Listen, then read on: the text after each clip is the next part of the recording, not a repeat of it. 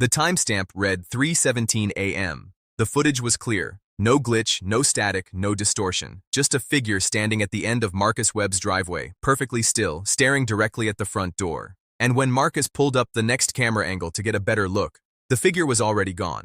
Not walking away, not running, gone. Like it had never been there at all, except it had. Because the motion sensor had triggered. The recording existed, and when Marcus sent the footage to his neighbor called him back within 30 seconds and said something that made Marcus's blood go cold. He said, "That's the same thing I saw last week. I didn't tell you because I thought you'd think I was losing my mind." Two neighbors, two separate camera systems, the same figure, and no explanation that makes any rational sense. Not then, not even now, after everything that's been investigated, reviewed, and argued over by people who do this kind of thing for a living. What started as a strange blip on a home security app turned into something that challenged not just what Marcus believed about the neighborhood he'd lived in for 11 years, but what he believed about the nature of what can and cannot be recorded, and what recorded footage can and cannot lie about. If what you just heard already has you leaning forward, hold on, because the details of what Marcus eventually uncovered are far stranger than a figure in a driveway. Stay with me through this one. And if you want more stories that sit right at the edge of what can be explained, subscribe to this channel right now. Because what comes next in this story is the part that nobody in Marcus's life has been able to account for. Marcus Webb is not the kind of person who chases ghosts. He's an electrical engineer in his mid-40s living in a quiet suburb outside of Columbus, Ohio. He installed his security system in 2019, 4 cameras total, motion-activated, HD resolution, with cloud backup synced automatically to his phone every night. He chose the system specifically because it was reliable, because he valued data, because he trusted what the sensor picked up and what the lens recorded. That trust is part of what made what happened so deeply unsettling to him. Not just the figure itself, but the fact that his system, a system he understood mechanically, a system he had calibrated himself, recorded something that did not obey the rules he had built his understanding of the world around. The first time it happened was a Tuesday night in late October. He was in bed when his phone buzzed with a motion alert. He opened the app half asleep, expected to see a raccoon or a car rolling past, and instead saw what he would later describe as a person, roughly 6 feet tall, wearing something dark, standing absolutely motionless at the end of the driveway. No car, no bicycle, no indication of how they got there or where they intended to go. He watched the live feed for 40 seconds. The figure didn't move. Then his wife shifted in bed beside him and he glanced over, and when he looked back at the phone, the camera frame was empty. He checked the recorded clip immediately. The figure appeared at the 0:04 mark, and the frame was clear again by 0:47, 43 seconds of footage. And in all 43 of those seconds, the figure never moved a single inch. He told himself it was a neighbor, a person out for a late walk who stopped for some reason and then continued on out of frame. He almost believed that. Almost. Except that his camera covered a full 180 degrees of the driveway and the street in front of it. There was no direction the figure could have walked in those remaining seconds that the camera would not have caught. The camera did not catch anything. No footsteps. No retreating silhouette. No motion whatsoever until the frame was simply, cleanly empty. He didn't mention it to his wife that night. He pulled up the clip 3 more times before he fell back asleep, studying the posture, the stillness, the proportions of the figure in the dim blue wash of the porch light. Something about the way it stood bothered him in a way he couldn't fully put into words. It wasn't just the stillness. It was that the stillness felt intentional, purposeful, like whatever was standing at the end of that driveway was not lost, not confused, not passing through. It was waiting, or watching, or both. The second occurrence happened 8 days later. Same time, almost to the minute. 3:19 a.m. Same driveway, same stillness. This time Marcus got out of bed.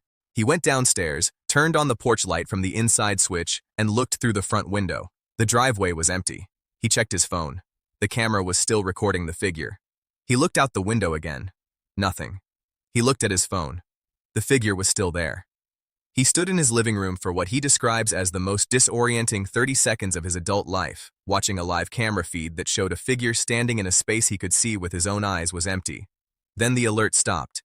The figure was gone on the feed. The driveway outside the window remained exactly the same, empty, quiet, lit orange by the porch light. He called a tech support line the next morning. He described what he'd seen without mentioning the first incident.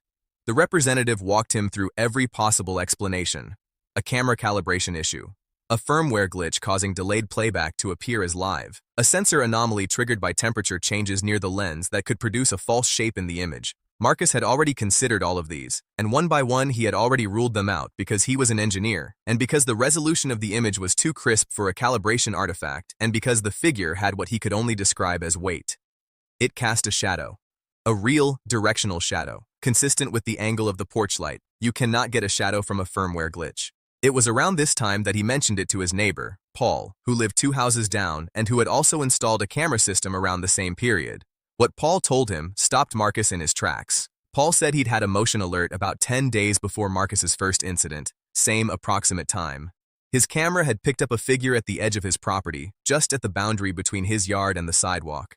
Paul assumed it was someone walking a dog late at night and thought nothing more of it, but he'd saved the clip, and when Marcus came over and they watched it together on Paul's laptop, something became immediately and undeniably clear. The figure in Paul's footage and the figure in Marcus's footage were not just similar, they were identical. Same height, same dark clothing, same absolute stillness, same abrupt and inexplicable disappearance. 2 different camera systems, 2 different properties, 2 different nights, and the same impossible figure. They started comparing notes methodically. They reached out carefully to 3 other neighbors who also had exterior cameras, framing their questions without leading anyone. 2 of the 3 had saved clips with anomalous motion alerts they hadn't followed up on. One woman on the street, a retired nurse named Diane, had footage from a side yard camera that was even more detailed than anything Marcus or Paul had. The figure appeared in her clip for a full minute and 14 seconds. And in her footage, something else was visible that neither of the other clips had captured clearly. At one point during that minute and 14 seconds, a car drove past on the street behind the figure. The headlights swept across the yard, and the figure, standing directly in the path of those headlights, cast no shadow when the car passed. The porch light had produced a shadow earlier in the same clip. The moving headlights at close range produced nothing. This is the detail that this community has been arguing about ever since the footage was shared. Because shadow behavior is not a matter of opinion. It is physics. A solid object in the path of a light source casts a shadow. Always, without exception. Unless the object is not solid. Unless the object is not, in the most literal physical sense of the word, there. And yet the camera recorded it. The sensor detected it. The cloud system saved it. 3 separate systems, 3 separate hard drives, same figure, same impossible shadow behavior. Shadowlight Stories has covered a lot of unexplained cases over the years, and most of them eventually yield to a rational answer if you pull the thread long enough. This one has not yielded. Not yet. And that resistance to explanation is precisely what makes it worth sitting with.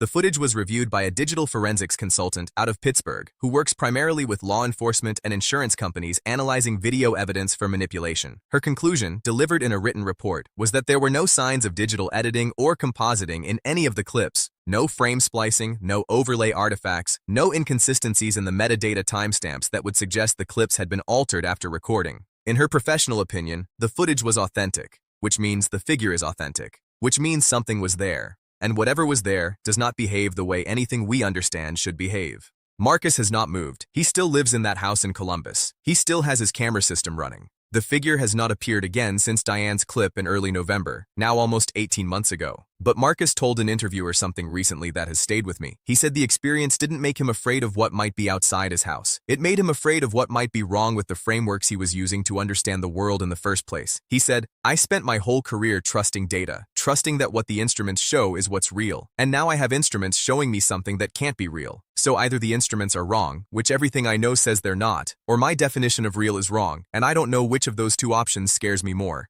That question is not just Marcus's question. It's the question that sits underneath every story like this one, every piece of footage that survives scrutiny, every experience that multiple credible witnesses corroborate, and nobody can debunk.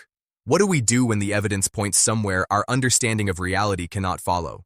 Do we dismiss the evidence? Do we revise the understanding? Or do we sit in the uncomfortable middle space and admit that we don't know everything, that the world is wider than our maps of it, and that sometimes the most honest thing a person can say is that something happened that they cannot explain? Marcus's footage still exists. It has been downloaded, analyzed, shared, and studied. Nobody who has looked at it through a professional lens has called it fake. Nobody has provided a physical explanation for the shadow behavior, and the figure, whoever or whatever it was, has not been identified. There is no missing person report that matches the description, no record of anyone in that neighborhood matching what the cameras captured. In every way that can be checked and documented, the figure does not exist, but it was recorded. And that recording is real, and those 2 things, existing in the same reality simultaneously, refuse to resolve into anything clean or comfortable. I want to know what you think. Drop a comment and tell me, if you watched this footage yourself, if a digital forensics expert confirmed it was unedited and still no explanation emerged, would you stay in that house?